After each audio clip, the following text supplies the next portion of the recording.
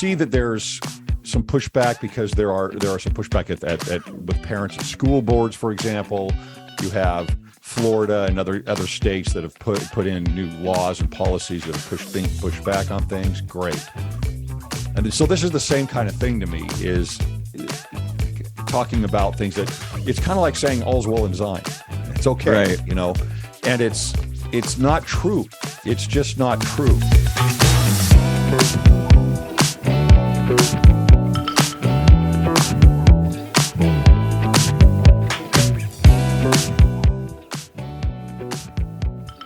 Okay, folks, we are back once again. I told you that I would be playing catch up, and I've been hitting up a few folks that I have coming here in the future. And one of them, Greg, surprised me. I thought maybe he was too busy to be on my program, because he is a busy man and he's doing good things, but I really appreciate him being here.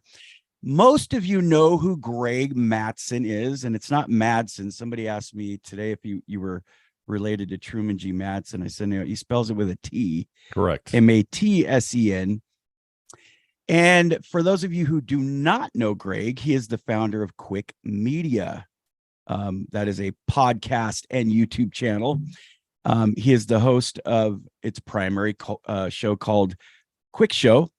At one time, Greg ran a marketing firm representing the vast majority of the sporting goods industry and some of the auto industry in Newport Beach, California in the 1990s, then built a wealth management firm in Scottsdale, Arizona, which he sold in early 2020 due to health issues.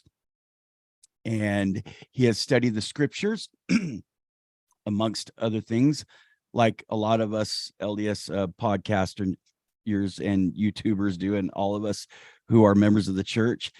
And church history almost daily since his mission, seeks and develops interfaith relationships and diligently seeks to help others learn what he has learned through lenses he developed called Cwic interpreters. And I still don't know quite what that means. I think one of these days I'm going to look on your website and figure that out. Right, they're all maybe there. Get involved with that. He also does a weekly Come Follow Me podcast. He served a mission to Mexico City and attended BYU. He is married and has children. Do you have grandchildren? No grandchildren yet. Okay, married and has children. All right. When I describe people to you, because I do refer you to a lot of people, I haven't watched you a lot lately, but I'm watching your shorts. I love your shorts.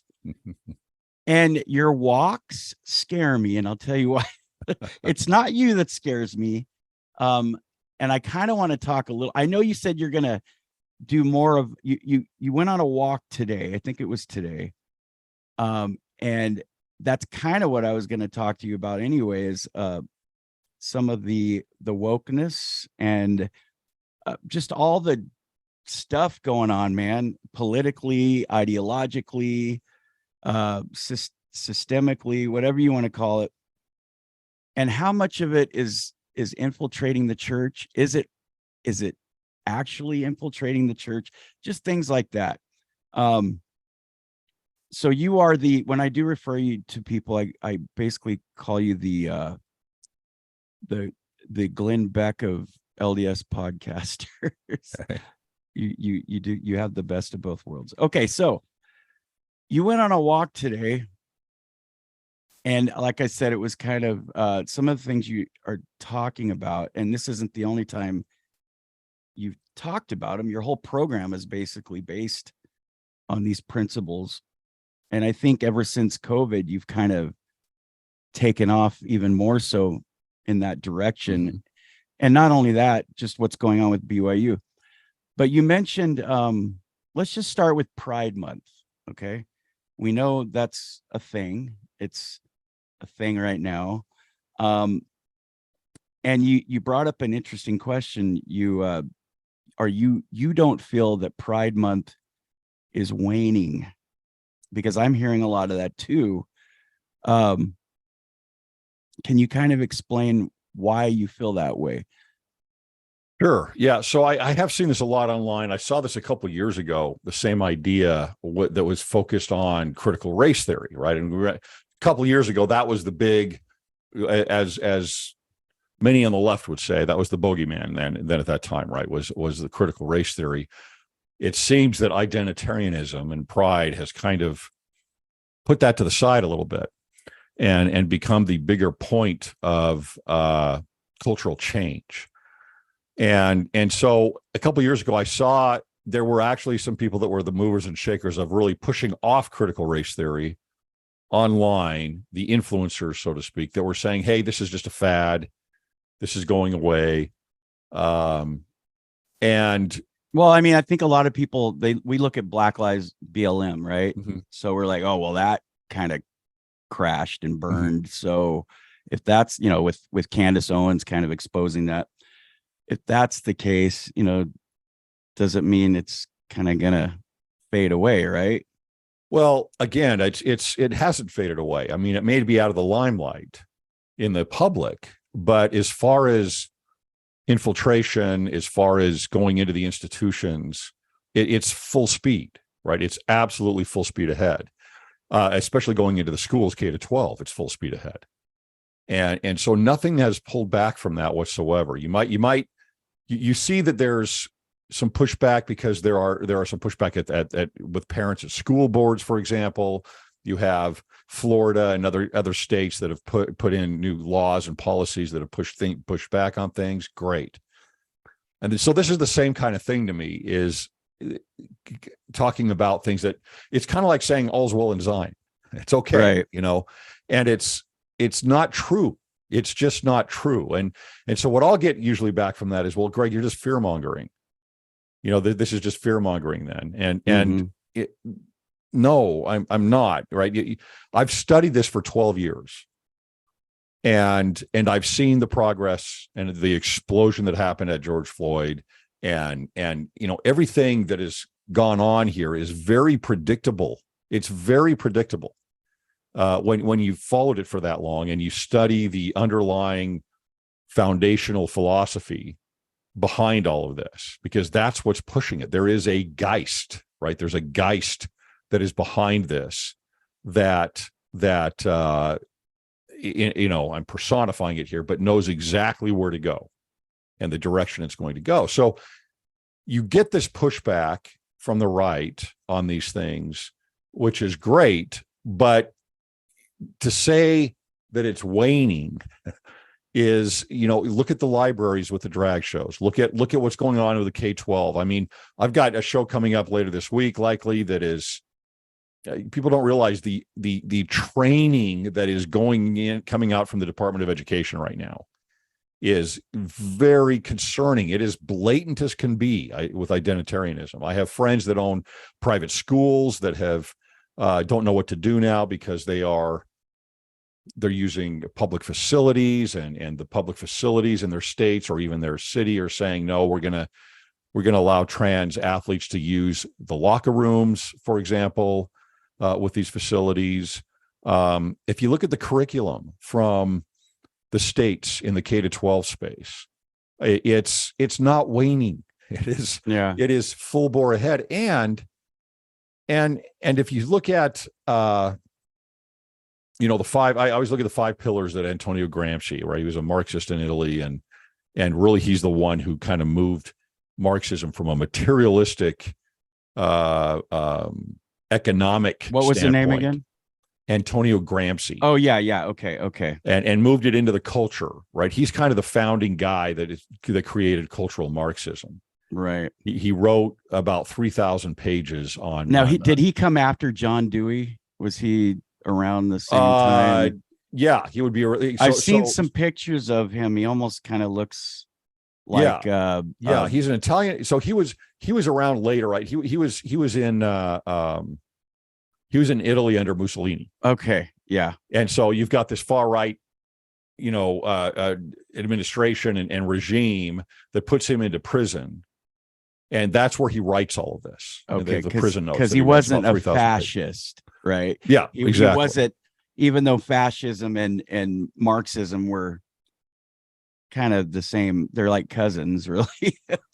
They're fighting cousins. Right. They're Right. The fighting Nazis cousins. hated the Russians. The Russians hated the Nazis. Yeah, they're both socialist. The difference is that, well, when you look at Leninism and what came out of the Soviet Union, they wanted to expand throughout the world. So they hated nationalism, or even tribalism in that sense. And so Hitler is very much nationalistic and tribalistic. Right. And that was a big push against what they're doing. And then, of course, the other is not, it's not communism. Right? Nazism was not communism. It's not owning all of production. It's using free enterprise to get your ends met. And so anyway, Antonio Gramsci had 5 pillars right there. If I can remember them, they're law, media, education, family, and religion. And he's the one that really starts this idea of the long march through the institutions. And they follow this, the Marxists follow this, and they go into the institutions. And you can see now where this has infiltrated everything. And it's I think it's very concerning, and you're really letting your guard down when you say that these types of things are waning out there. They're not. Right. When we're looking at, like, okay, so you mentioned Bud Light and like Occupy Wall Street, BlackRock, those kinds of organizations that they're not dumb.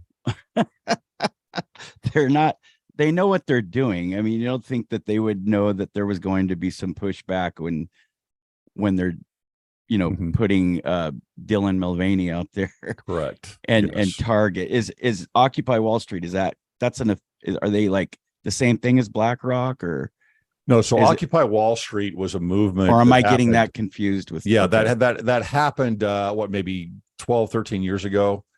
And it was a leftist movement that basically said, look, we're tired of Wall Street not bending to our will.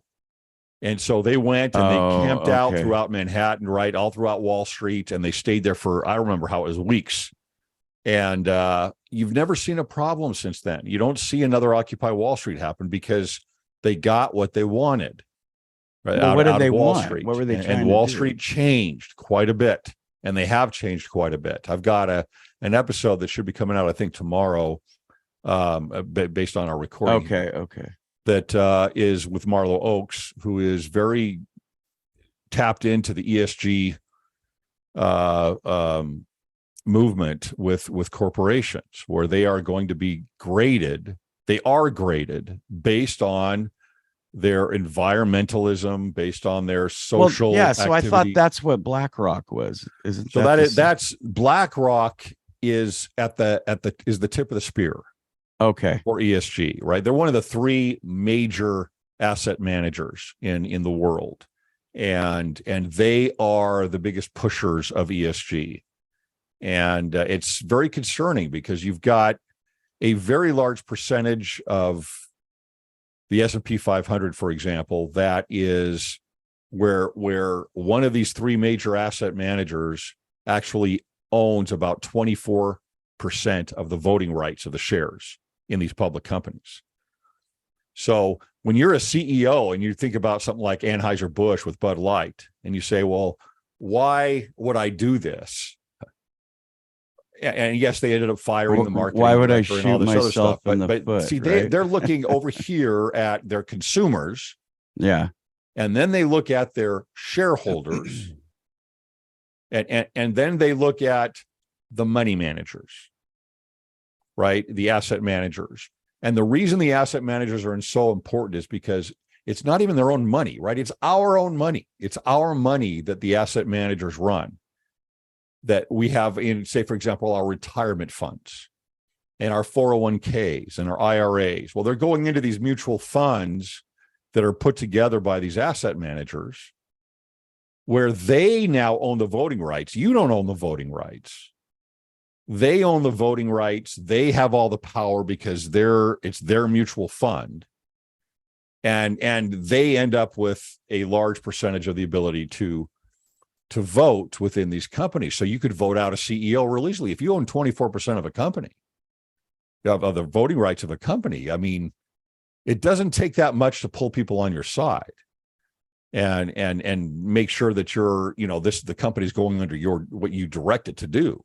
So a CEO is literally torn in these different areas where Right. it's not just the asset manager now. Now I have to look at the shareholders, because a large chunk of the shareholders are the asset manager also.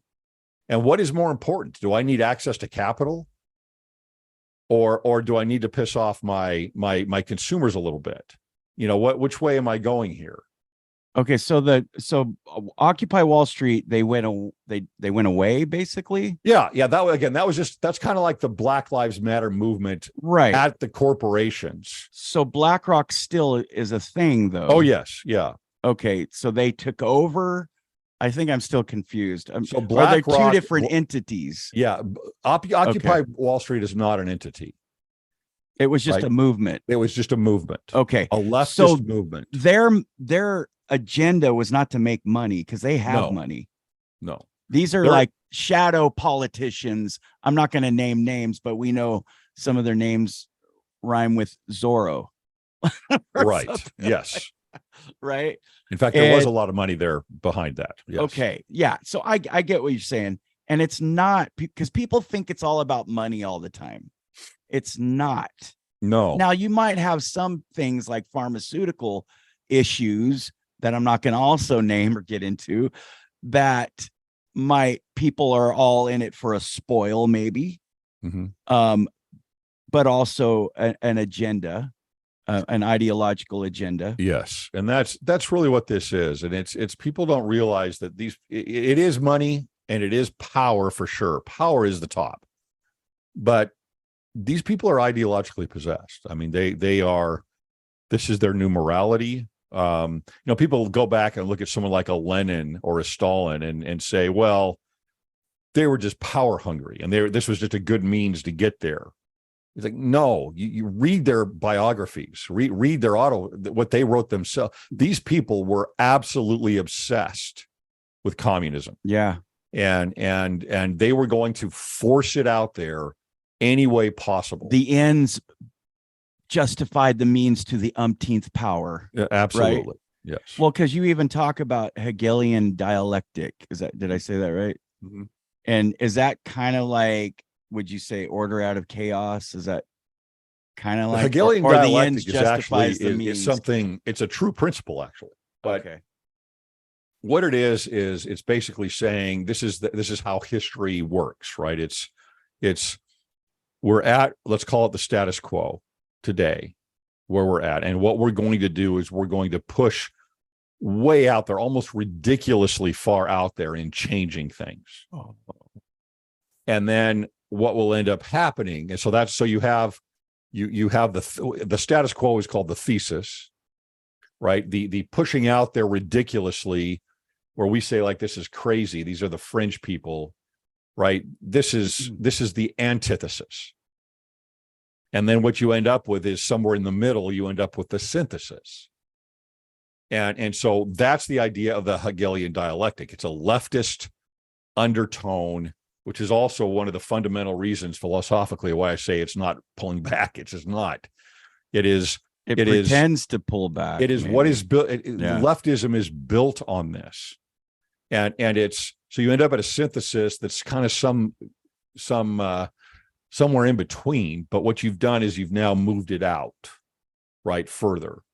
Like and the to a idea with that, ridiculous scenario. right? Yeah, right? we'll step back from the ridiculous scenario from now, but the day the synthesis is set, whether that's law, whether that is a new adjustment culturally, there's a new antithesis that is put out there, right? That gets pushed out even further. And then they hope for a synthesis. So you get this move, and that's exactly what we see happening on the left, right? That's our culture is moving rather quickly to the left. And that is the Hegelian dialectic. In the end, the reason that they're doing this, the reason they look for this, and this is Hegel, what he talks about, a German philosopher, right, is there is a utopia, right? And it is, to me, as I look at it, is very much the counterfeit of Zion. Absolutely. And so or the counterfeit of the millennium, which is sure. Yeah, it's a counterfeit of the millennium. We're going to move toward this, and as we move toward it, we're getting morally and morally superior. Of course, they're deteriorating morally, but that's the idea. It's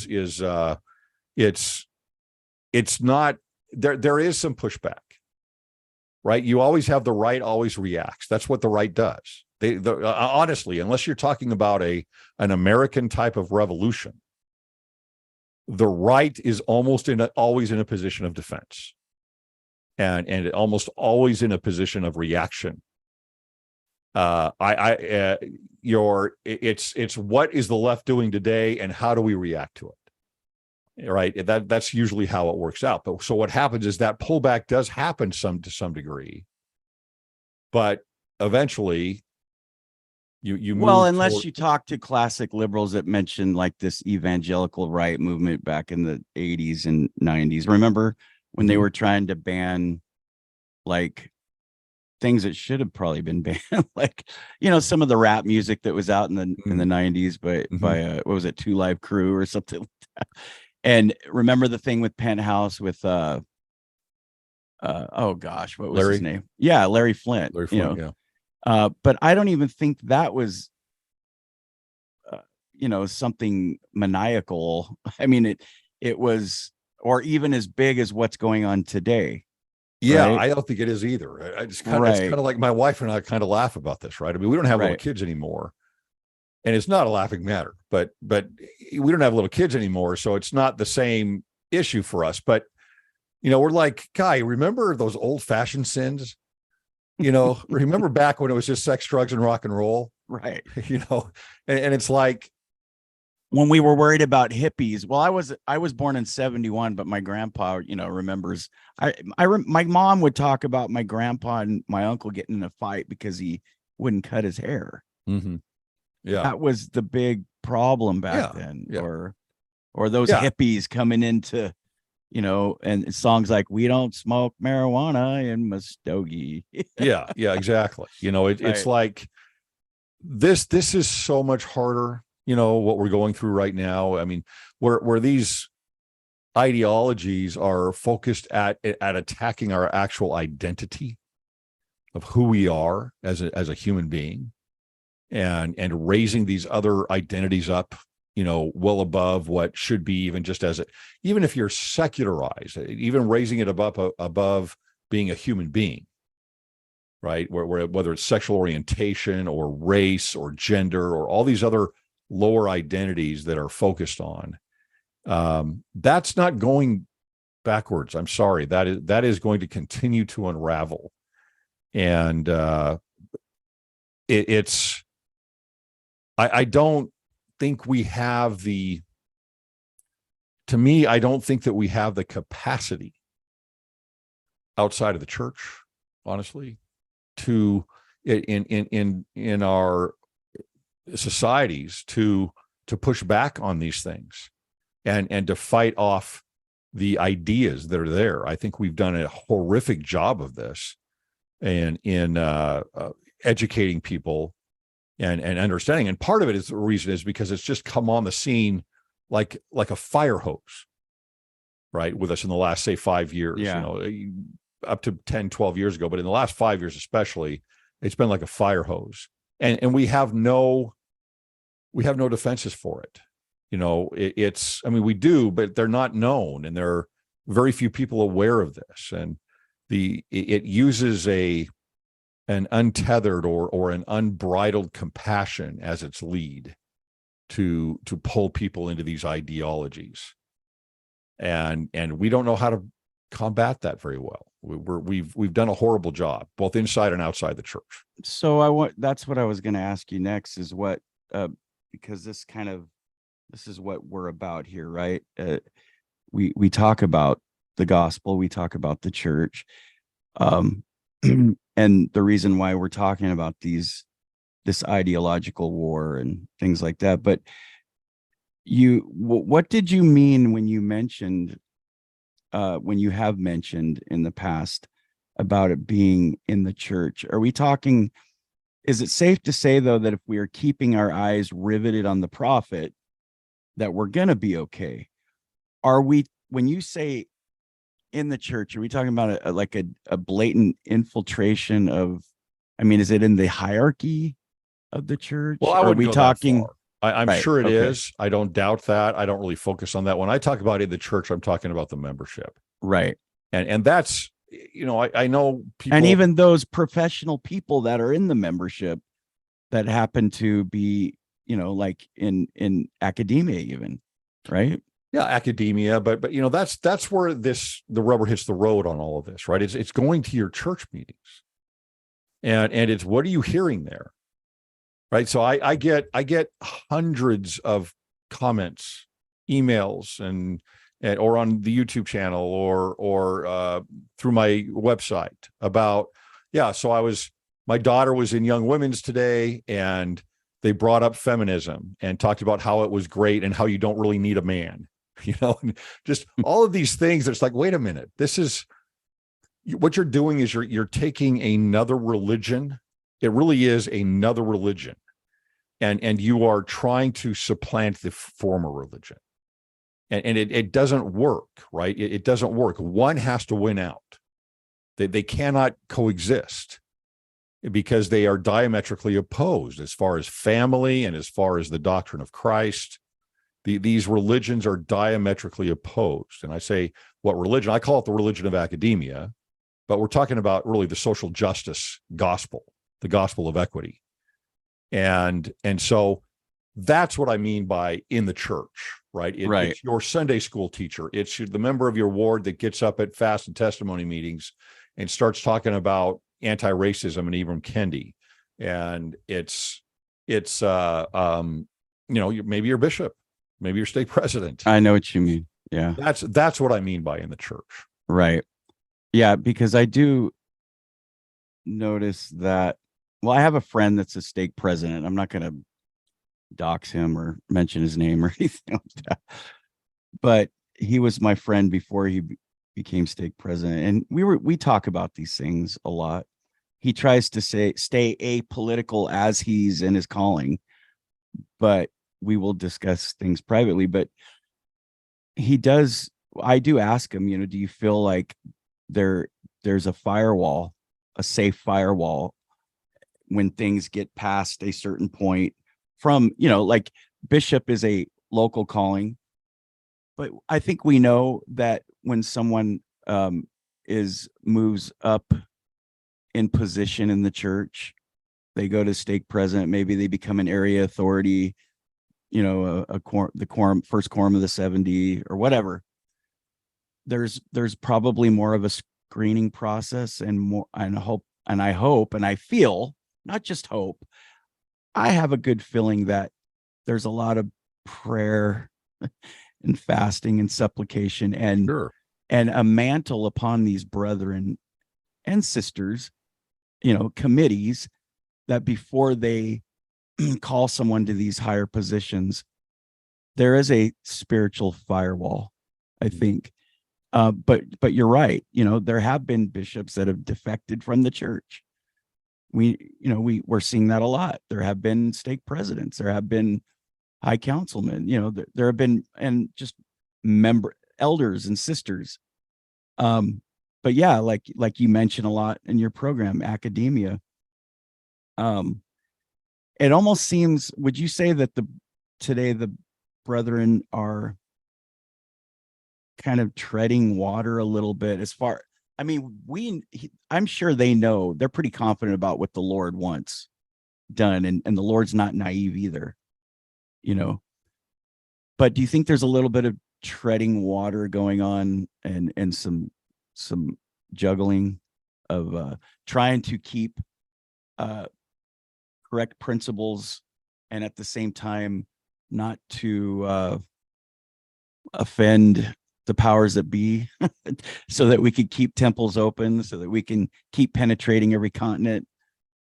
You know what I mean? To keep the globalist community not focused on us. Yeah, I think that's probably true. All of that is probably true. I sustain them. I trust them and what they're doing. I don't always understand why they're doing it. But I think that there is, it is a global church, and this is primarily a United States issue, right? Primarily. Now it's throughout the West, but the U.S. is the worst. Oh yeah. With all of this, and the reason is because it is the religion of academia, and the source of that is the United States academia, and what happened here. Well, all of their constitutions were basically modeled after ours. Yeah, right? But what happened was with that guy, that Marxist Antonio Gramsci, what happened is that a group of Marxists in Germany took a lot of what he taught, and of course, just like Gramsci was with Mussolini and was thrown in prison, these Marxists were in Germany during Hitler, and so what they weren't going to survive very long, and so they left, and they came to Columbia University in the U.S. And this is what we call the Frankfurt School, which is more it's like an institute of thought, right? Is what we would maybe call it. It's not an actual school. And so they came in to the University of Columbia. They also came out. Marcuse later on came out to San Diego on the West. He wanted to be closer to Hollywood. And they just borrowed the whole thing. And what they did is they wrote papers. They influenced people. They had a big influence in the 60s and the 70s. And then what we see today with critical race theory, with pride and identitarianism, all of this is rooted back to mostly through the Frankfurt School that infiltrated the academies, and then grew out from there. But that is the birthplace of this. Now, later on, we add postmodernism in there that comes in a little bit later, another leftist philosophy that was absorbed into this as well. But if you go back and you read these individuals, you read what they're going to try and accomplish, they're doing it, right? This isn't just, well, the world went crazy during COVID. Yeah, or the world went crazy with George Floyd. No, this was a bomb ready to explode, but it just needed the right event. This wasn't you add in something that social media, and boom, it's ripe and ready to go. It didn't happen by happenstance. This wasn't just, we just happened to go through a phase or something like that. It almost seems identical to some other interviews that I've had with you before. And I think the reason is, because we're going to come back. It's like we do full circle again. What do we do? And I do believe there is absolutely a solution. And I think the solution is the gospel of Jesus Christ. We're going to have to stay on the covenant path. Like the prophet said, I just read his talk recently. What was the talk that he gave right when he became prophet in 2018? Where he mentions in April of 2018, where he mentions, that we're not going to be able to survive. And I mentioned that a lot without the whole, and I think you mentioned that a lot. Lots of people mention that a lot. Not just on social media, but in church. And, are we going to have a time where we are like the Jaredites that were in captivity, or Messiah 24, where we're not taken out of captivity, but our burdens are going to see, maybe he'll make our burdens light unto us. Well, maybe we'll go through something like that, or where we have to pay homage to something else, or we have to give up some certain rights as members of the church, maybe in order to continue worshiping. Maybe we'll go into private worship. Who knows? But could this be, do you think this is the beast? Do you think this is what Daniel spoke of? Well, I don't know if that's what it is or not. I'm not really good at that type of Eschatology. prognostication, but I will say it's the closest thing we have to it right now today. And that's why what I do, I try to warn people about what this is. I try to make people aware of it. I think that education about these things is the most important thing for individuals to be able to lead their families, to be able to identify this counterfeit religion.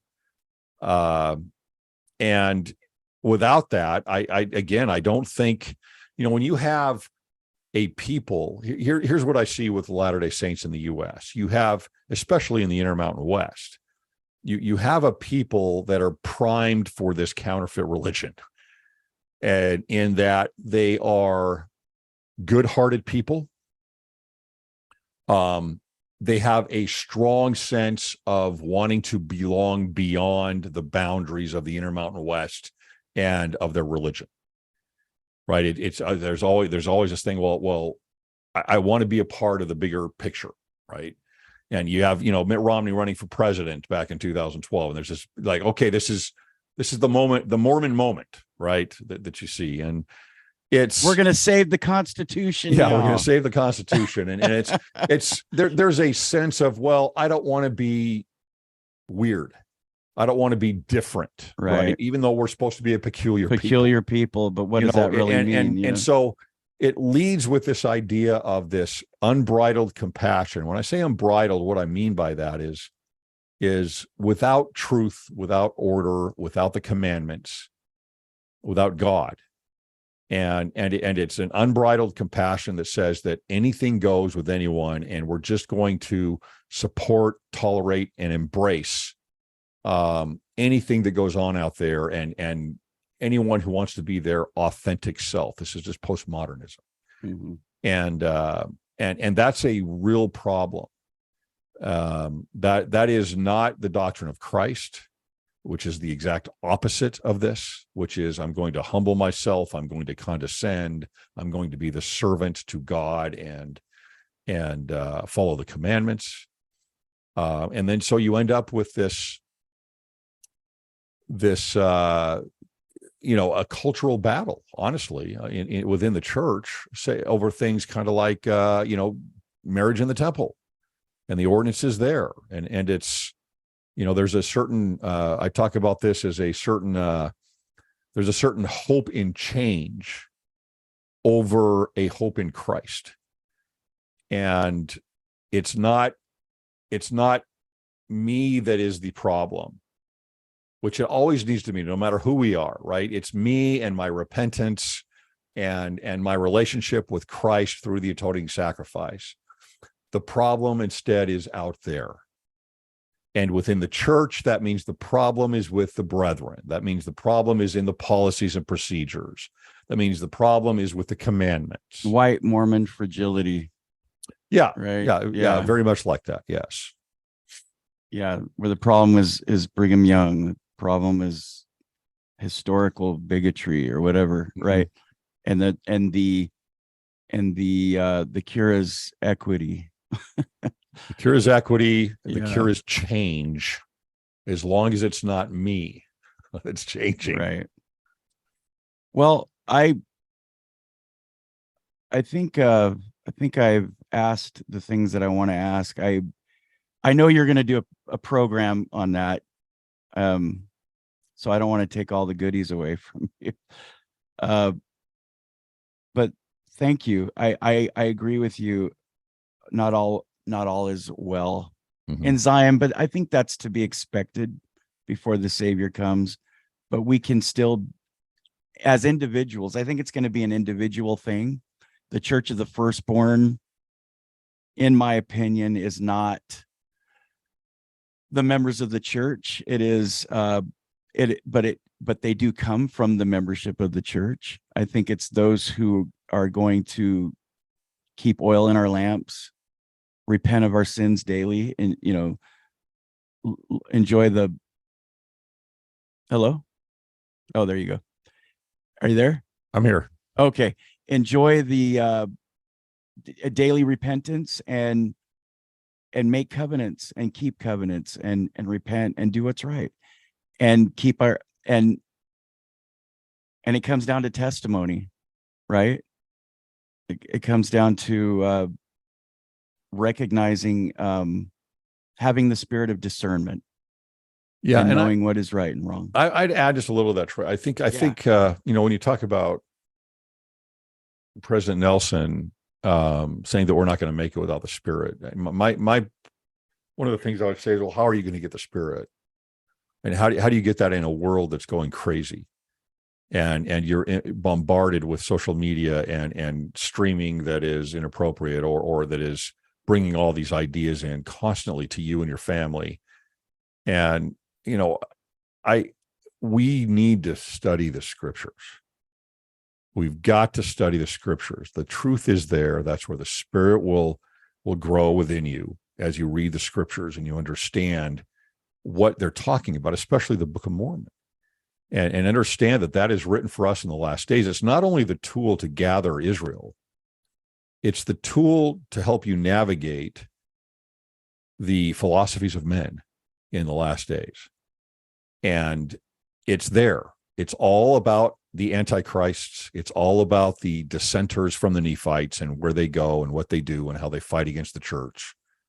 And I think that if we would study the words there from the prophets more, we can have a better spirit of discernment, and we can have the Spirit more with us, and we'll be more forewarned of these. Again, it's happening left and right. I mean, it's heartbreaking for me to get these messages from these members and what's happening with their families, and being pulled apart, and kids grabbing onto these ideas that are just toxic.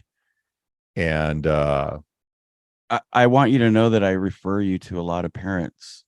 I appreciate that. And well, it's scary. Yeah. What's scarier?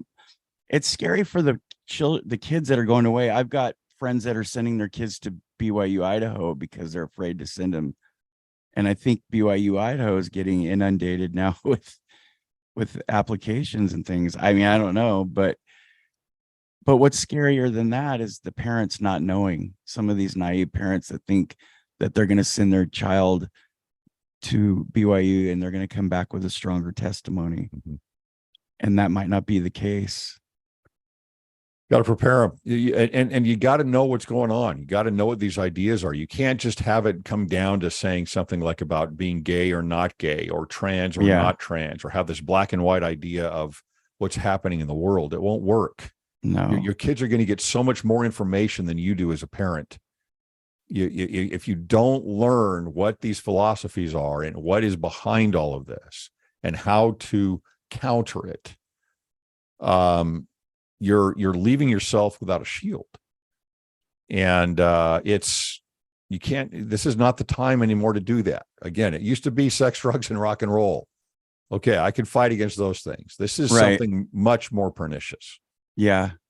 The blatant, Satan's not as blatant as I think he always knew he was going to, he had a long-term plan, and he knew that the blatancy wasn't going to be an end all thing. Yeah. One more thing before we go. By the way, I loved what you said about the Book of Mormon, and I just want to say that's not a cliche. That's not an Ezra Taft Benson born in a cultural vacuum statement, right? Right. That we're all under condemnation for, because I was going to talk. I'm not going to get into it, but another time maybe I was going to talk to you about apologists apologizing too much for being Latter-day Saint. But that's a whole other thing. But yeah, the Book of Mormon does give you power daily.